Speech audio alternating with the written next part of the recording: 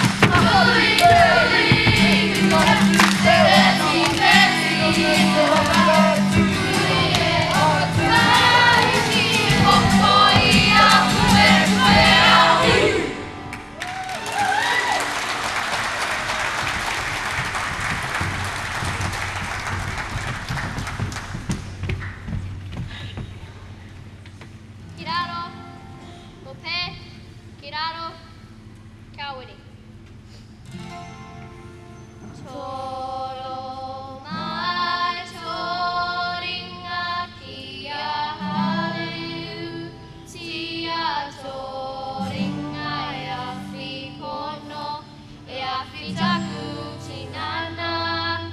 I